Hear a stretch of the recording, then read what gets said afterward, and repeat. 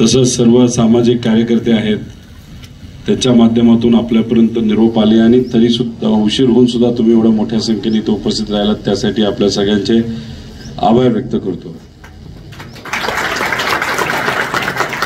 UPSC आणि MPSC हा विषय फार खतरनाक आहे।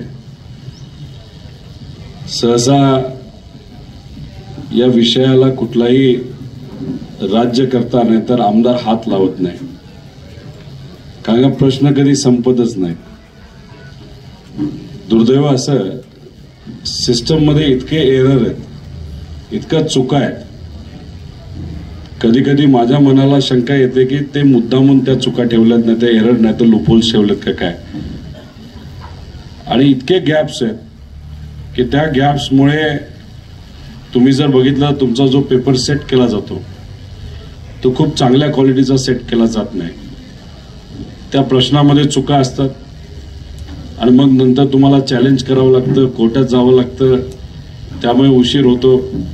त्याच्याच बरोबर आम्ही सातत्याने हेच सांगतो की कुठलीही परीक्षा ही सरकारकडनं घेतली जावी, पण काही लोकांना एक वेगळ्या प्रकारची इच्छाशक्ती असते की प्रायव्हेट कंपनीकडनंच ती घ्यावी। मग ते काय करतात, मध्ये महाभरती होती 2017 का 18ला, त्यावेळेस त्यांनी अशी कंपनी विकत घेतली कामाला लावली होती की मध्य प्रदेशमध्ये ज्यांनी व्यापम घोटाळा केला। व्यापम घोटाळा हा अख्ख्या जगातला सगळ्यात मोठा पेपर फुटीचा आणि स्पर्धा परीक्षेचा भ्रष्टाचार आहे अख्ख्या जगातला। त्याच्यामध्ये जे जे कुणी लोक इन्व्हॉल्ड होते आणि कदाचित मंत्र्याचं नाही तर नेत्याचं नाव घेऊ शकत होते असे 110 लोकांच्या तिथं सुसाईड तरी झाल्यात, नाही तर त्यांचे ऍक्सिडेंट झाले, अजून काही बाकी आहेत। म्हणजे बघा काय लेवलला होतं आणि हजारो लोकांचा भ्रष्टाचार तिथं झाला होता। पैसे घेऊन तिथं पदही दिली होती, नाहीतर तिथं नियुक्त्या दिल्या गेल्या होत्या। आणि त्याचीच एक कंपनी महाराष्ट्रामध्ये त्या काळामध्ये 2017ला इथं असताना सरकारने ती नियुक्त केली होती। त्याचा विरोध सुप्रियाताईंनी आम्ही सर्वांनी केला होता। त्यानंतर जेव्हा आम्ही आमदार झालो, जिल्हा परिषद सदस्य असताना तुमच्यातले अनेक लोक आम्हाला प्रश्न मांडत होते, ते सोडवण्याचा प्रयत्न तिथं आम्ही करत होतो, पण आमदार झाल्यानंतर त्याला एक वेगळी ताकद मिळाली आणि मग सुरुवात तिथून आम्ही केली होती की बाबांनो, जे पैसे ऑलरेडी घेतलेत 110 का 120 कोटी रुपये त्यावेळेस घेतले होते ते परत रिफंड करावे। त्यासाठी इथलेच लोकप्रतिनिधींना राज्यमंत्रीपद तिथं होतं, बैठका खूप लावल्या, चर्चा झाली, अधिकाऱ्यांनी फायनल सुद्धा केलं, पण नंतर दुर्दैवाने जो पाठपुरावा व्हायला पाहिजे होता तो होऊ शकला नाही। पण त्या बाबतीत आपण एका लेवलला ते आणले, ते परत पैसे जातील। पण विषय असा आहे की ती व्यापम घोटाळ्यातली कंपनी एक विषय झाला। आता जी टाटा कन्सल्टन्सी आहे, TCS त्याला आपण म्हणतो, टाटाची कंपनी आहे, पण त्याच्यामध्ये सुद्धा खूप मोठा गोळ आहे। त्याच्यात होतं असं की जे सेंटर दिले जातात ते सेंटर चांगल्या क्वालिटीचे नसतात। कुठल्या तरी एखाद्या हॉटेलमध्ये, गेस्ट हाऊसमध्ये परीक्षा घेतली जाते आणि अनेक वेळा ज्या ज्या गोष्टीसाठी पैसे घेतले जातात, एक तर आमचं मत आहे की 500 रुपये घ्या आणि जेवढा परीक्षा द्यायच्यात तुम्ही त्यांच्याकडनं करून घ्या, नाहीतर 100 रुपये पर परीक्षा तुम्ही रेट लावा। पण हा मुद्दा आम्ही अधिवेशनात मांडला होता, आम्हाला उत्तर असं आलं की आत्ताची पिढी सिरियस नाही, म्हणजे आम्ही आणि तुम्ही सिरियस नाही असं देवेंद्र फडणवीस साहेबांनी उत्तर दिलं। मी तुम्हाला शब्द इथं देतो, काय झालं ते मी माझा लढा तिथं थांबवणार नाही। जिथं कुठं 1000 रुपये ऑलरेडी घेतलेत, 900 रुपये घेतलेले आहेत, जे घेतलेत ते रिफंड आम्ही करायलाच लावणार आणि त्याच्याबरोबर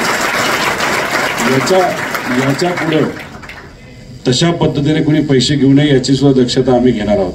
त्यानंतर आम्हाला 800 किलोमीटर चालावं लागलं, कशासाठी? विविध विषय होते, शेतकऱ्याचे होते, कष्टकऱ्याचे होते, युवांचे होते, विद्यार्थ्यांचे होते, स्पर्धा परीक्षेचे सुद्धा प्रश्न त्याच्यामध्ये होते।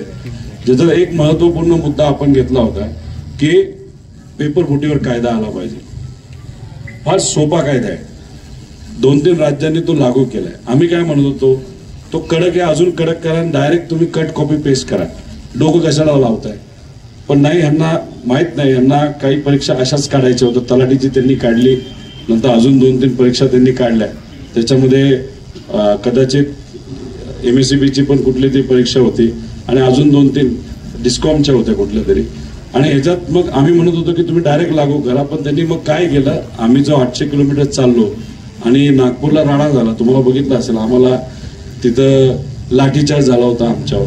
आणि मग आम्ही मुख्यमंत्री साहेबांना भेटलो, म्हणले साहेब याच अधिवेशनामध्ये हा मुद्दा घ्यायला लागेल, नाही तर आम्ही अजून एक तिथं यात्रा काढून नाही तर गोंधळ घालून अख्ख्या राज्यामध्ये. मग त्यांना ते स्वीकारावं लागलं आणि तिथं त्यांनी डिक्लेअर केलं की आम्ही एक कमिटी फॉर्म करतो.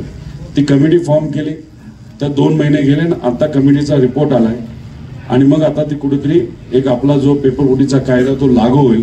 पण या अधिवेशनामध्ये त्या बाबतीतली चर्चा होईल. जूनमध्ये अधिवेशन आहे 10 तारखेला. त्यामुळे पेपरफुटीचा कायदा याच अधिवेशनामध्ये या सरकारकडनं आम्ही 100% करून घेऊ. आणि जर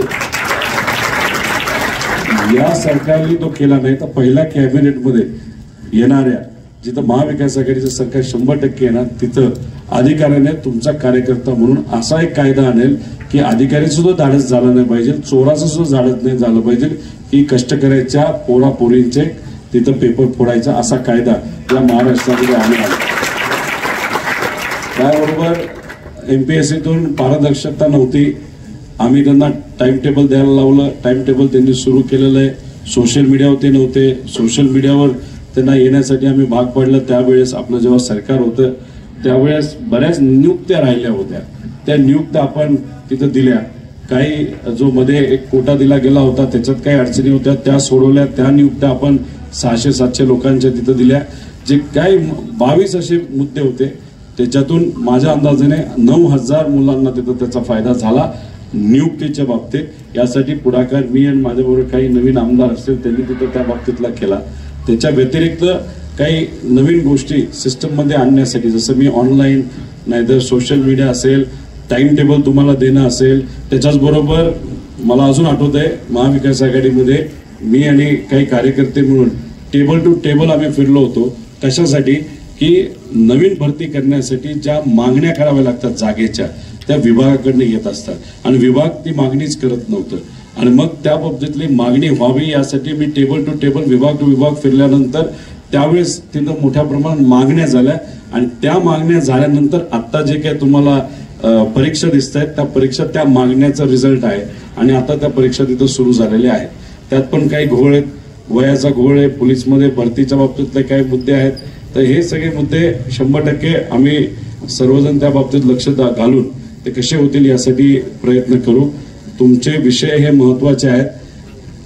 सुरुवात कुठे होते की जेव्हा प्रायव्हेट सेक्टरमध्ये आपल्याला नोकऱ्या मिळत नाही, मग कुणी इंजिनियर झालं असतं, कुणी MBA झालेला असतं, अजून कुठला तरी कोर्स केलेला असतो आणि प्रायव्हेटमध्ये जेव्हा नोकरी मिळत नाही तेव्हा आपल्याला ते काही जण हे कुठेतरी MPSC UPSCकडे वळतात, काही स्वइच्छेने वळतात आणि काही लोकांना इच्छाच असते की नाही आम्हाला अधिकारी बनायचंच आहे. त्यामुळे ह्या 3 कॅटेगरी असतात. जे आई वडिलांनी सांगितलं म्हणून येतात ते येतात, जे स्वइच्छेने अधिकारी आणि देशाची सेवा करण्यासाठी ते येतात. पण असे काही लोक येतात कुठंच काही मिळत नाही तर इथं तरी काहीतरी मिळेल. त्यामुळे येत्या काळामध्ये आपल्याला म्हणजे आम्हाला नवीन आमदारांना नाही तर जो कुणी लोकप्रतिनिधी असतील त्यांना इन्व्हेस्टमेंट साईडला पण मोठ्या प्रमाणात काम करावं लागणार आहे. इथं जर समजा इंदापूरमध्ये 5,000च्या नोकरी देणारी एखादी कंपनी आपण आणू शकलो तर तुमच्यातले काही जण तिथं नोकरीला लागू शकतात. आणि मग शेवटी आपल्याला काय बाहेर हाताला काम पोटाला आणणं त्याच्याशिवाय दुसरा पर्याय नसतो. त्यामुळे हे जे काय आपल्याला करावं लागलं त्यामुळे प्रायव्हेट इन्व्हेस्टमेंट जी गुजरातला गेल्या 2014 पासून आतापर्यंत 12 लाख कोटी रुपयाची इन्व्हेस्टमेंट ही तिथं गुजरातला गेली. 12 लाख. आता ही बिल्डिंग बांधायला समजा 3 कोटी रुपये लागले. साधा प्रश्न तुम्हाला करतो की ह्याला लागणारं सिमेंटचं पोतं हे गुजरातवरून आणलं असेल का महाराष्ट्रातून घेतलं असेल? या बिल्डिंगला लागणारं मी म्हणतोय. आता हे TMT बार जे दिसत आहेत ते कुठल्या होलसेलर नाही तर दुकानाकडनं घेतलं असेल? महाराष्ट्रातल्या का गुजरातच्या? बरोबर. आता ह्याला लागणारे जे काही खिडक्याला लागणारे काच असेल, नाहीतर इतर दरवाजे असतील, नाहीतर 8 टेबल असतील, बल्ब असतील, हे कुठल्या दुकानातून घेतलं असेल? आता 3 कोटी रुपये कुठे फिरले? लेबर जे लागलं असेल ते इंदापूरच असेल, बरोबर का नाही? आता 3 कोटी रुपयाची गुंतवणूक या माणसाने इथं जी केलेली आहे त्याचा फायदा या परिसरातल्या लोकांना झाला. एकदा बांधल्यानंतर जे क्लासेस इथं सुरू झाले, जे अजून दुकानं इथं सुरू झाली, त्याच्यातून काही लोकांना हाताला काम मिळालं, त्याचा फायदा हा इंदापूरला नाही तर महाराष्ट्राला झाला. तुम्ही साधं उदाहरण घ्या, 12 लाख कोटीची गुंतवणूक जेव्हा आपल्या महाराष्ट्रातून गुजरातला नेली जाते का? कारण गुजरातले नेते आज देशाचे नेते आहेत आणि इथे असणारे जे त्या पक्षातले नेते आहेत त्या गुजरातच्या देशातल्या नेत्यांना खुश करण्यासाठी महाराष्ट्रामध्ये इन्व्हेस्टमेंट आणण्यापेक्षा वरून फोन येतो गुजरातला पाठव, इथून ती गुजरातला पाठवली जाते. 12 लाख कोटी रुपये ही कमी आकडा नाही. याला मजूर, सिमेंट, याला लागणाऱ्या ज्या काय गोष्टी असतात, ट्रक, टेम्पो, जेव्हा मजूर काम करतो, टपरी लागते, वडापावचा गाडा लागतो. तर हे जे काय उलाढाले 12 लाख कोटीची आपल्या राज्याला गमावली. कारण इथं असताना लोकांना धाडस नाही, नेत्यांना धाडस नाही की त्यांच्या वरच्या नेत्यांना सांगावं की बॉस आमच्यासाठी महाराष्ट्र महत्वाचं, पार्टी आम्हाला दुय्यम आहे. पण इथले लोक पार्टी आम्हाला प्रथम आहे आणि आमच्यासाठी महाराष्ट्र दुय्यम आहे ह्याच्यातच गुंतून राहिले म्हणून 12 लाख कोटी गेले. आता 12 लाख कोटी गेले, गुंतवणूक गेली. पण गुंतवणूक झाल्यानंतर जर समजा तुम्ही एखादं गुराळ सुद्धा नाही, रसवंती आहे, रसवंतीची इन्व्हेस्टमेंट ही 2 लाख रुपयाची आहे. तर त्या माणसाने मशीन आणलं, रसवंती सुरू केलं. आता ते 2 लाख रुपये हे इन्फ्रास्ट्रक्चरसाठी गेले. रसवंती सुरू झाल्यानंतर बिझनेस सुरू होतो. त्यामुळे 12 लाख कोटी रुपयाची गुंतवणूक झाल्यानंतर 18 लाख मुलामुलींना तिथं हाताला काम मिळणार होतं. जे महाराष्ट्रातलं काम इथून गेलं गुजरातला. आता ह्या 18 लाख मुलांपैकी बरेचसे इंजिनियर आहेत, MBA आहेत. तुम्ही मला सांगा आज तुमच्या स्पर्धा परीक्षेमध्ये तुम्ही BA झाला असाल तर तुमच्यात कॉम्पिटिशन तुम्ही कोणाबरोबर करता? कुणी इंजिनियर वगैरे असतात बरोबर का नाही, त्यांचं शिक्षणाची पद्धत वगैरे. मग तिथं नोकरी न मिळाल्यामुळे तो जो युवा आहे तो सगळा कुठं आला? आपल्या स्पर्धा परीक्षेकडे आला. आज किती लोक, किती मुलं मुली स्पर्धा परीक्षा देण्यासाठी इच्छुक आहेत? 28 लाख आहेत. जागा किती आहेत? 2,20,000. म्हणजे समजा 2,20,000 जागा आपण दिल्या असं समजा. आणि मी तुम्हाला आश्वासित करतो महाविकास आघाडी सरकार जेव्हा येईल ना या बाबतीत 100% लक्ष घालून ह्या सगळ्या जागा एकदा भरल्या ना डोक्याचं टेन्शनच जाईल. आणि मग नंतर दुसऱ्या मुलांना कळेल बाबा इथं जागाच नाही राहिली, आता काय करायचं. मग त्या लोकांना इंडस्ट्रीच्या माध्यमातून आपण संधी देऊ शकतो. त्यामुळे आज काय ते घोंगडं भिजत ठेवलेलं आहे की आपलं चाललंय ना, मुलांना खेळवत ठेवतोय. पण प्रॉब्लेम असा आहे की आपण अभ्यास करता तिथं वेळेवर ऍड येत नाही, ऍड आल्या तरी त्यात अडचण येते, परीक्षा झाली तर निकाल लागत नाही, काय चाललंय हे आपल्याला कळत नाही. 10 वर्ष फक्त आपण ह्याच्यामध्ये अडकून बसतो. तुमची चूक नाही, सरकारची चूक आहे. ती चूक येत्या काळामध्ये आपल्याला सुरळीत करावी लागेल. पण 10 वर्ष आपले जेव्हा जातात तेव्हा 11व्या वर्षी आपलं वय हे 30च्या पुढे गेलं असतं. लग्न हे ते विषय तर महत्वाचे आहेतच, तो विषय मी दुर्लक्षित करत नाही. पण त्याच्या व्यतिरिक्त जेव्हा वय 30च्या पुढे जातं तेव्हा आपण जी डिग्री घेतली असते त्या डिग्रीचा तसा फायदा आपल्याला हाताला काम मिळण्यासाठी होत नसतो. मग फ्रस्ट्रेशन वाढतं, मग डिप्रेशन वाढतं. दुर्दैवाने त्याच्यामध्ये एखादा व्यक्ती असा निर्णय घेऊन जातो की त्यात आपला जीव सुद्धा जातो. आणि मग जीव गेल्यानंतर आई वडिलांनी आपल्याला 30 वर्ष सांभाळलेलं असतं आणि त्यांचं स्वप्न असतं की बाबांनो 30 वर्ष झालाय, नंतर लग्न होईल, कामाला लागेल आणि मग आम्ही कुठेतरी रिटायर करू, देवदेव करू. आणि मग त्यांच्या डोळ्यासमोर जेव्हा मुलगा नाही तर मुलगी असं चुकीचा निर्णय घेतात तेव्हा त्या आई वडिलांच्या मनावर काय जात असेल याचा एक विचार तुम्ही सर्वांनी केला पाहिजे. मी काय राजकीय बोलण्यासाठी आलेलो नाही, फक्त तुम्हाला एवढंच सांगतो दुर्दैव एवढंच आहे की आज सत्तेत असणाऱ्या लोकांकडे विजन नाही, आज खेळवत ठेवतात. तुम्हाला सांगतो आज बदलीमध्ये एक आरोग्य विभागाचा मंत्री साध्या बदलीला 5 लाख रुपये घेतो आणि मोठ्या बदलीला 15 लाख रुपये घेतो. त्याचा भ्रष्टाचार मी काढलेला टीव्हीवर मी बोललो, त्यामुळे मी कोणाला काय घाबरत नाही. त्याच्याचबरोबर या सेक्टरमध्ये सुद्धा तलाठी भरतीमध्ये किती कोटीचा भ्रष्टाचार झाला असेल असं तुम्हाला वाटतं? किती असेल? 4.5 पदं होती. असं कळतं की 2,000 पदाला पैसा घेतला आणि तो पैसा कमी नाही घेतला, तो कमीत कमी 18 लाखाचा घेतलेला आहे. 20 लाखाचं ॲव्हरेज घेतलं आणि जर 2,000 भरती जर चुकीच्या पद्धतीने झाला असेल तर गणित कुणाचं चांगलं आहे? 2,000 गुणिले 20 लाख करा बरं, किती येतं? 400 येतं का किती? त्या पुढे जातं. करा कॅल्क्युलेटर, करा. कॅल्क्युलेटर मध्ये सो बसणार नाही. किती येत केलं का बघा, 0 चुकतं वाटतं. बघा ना, 0 ऍड करा, पेपर काढा.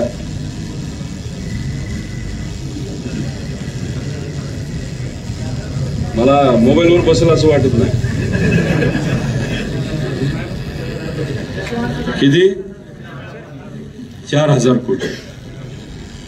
आता हा विषय जेव्हा मी मांडला, आता मंत्री काय म्हणले माहितीये का? मंत्री मला म्हणले की ह्याच्यावर कारवाई करतो. मी त्यांना एवढंच सांगितलं, मी ईडीला घाबरलो नाही, तुमच्या कारवाई थोडी घाबरणार आहे.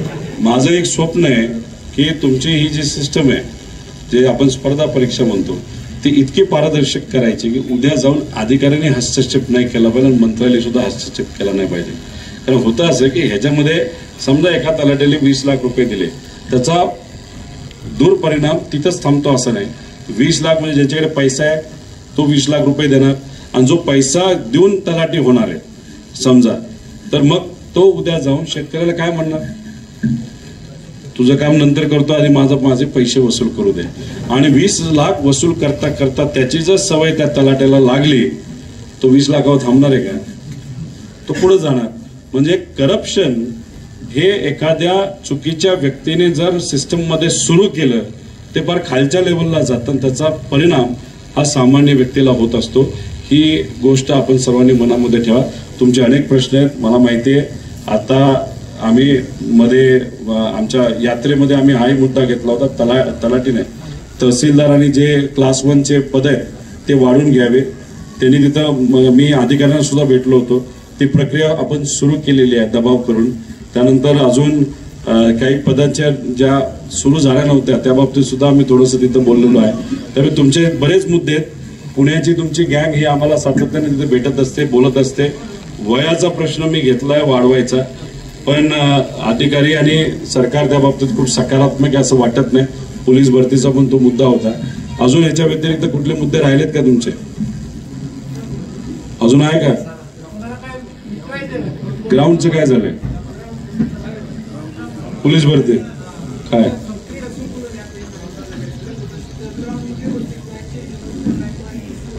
राजकीय दृष्टिकोनातून नाही, तात्पुरती काय मदत करता येईल का आपल्याला? तात्पुरती मदत इथं करता येईल का कुठे? चेंजिंग रूम वगैरे असं काय?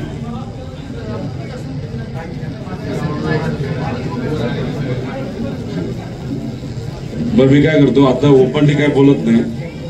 कोण बोलेल बघा.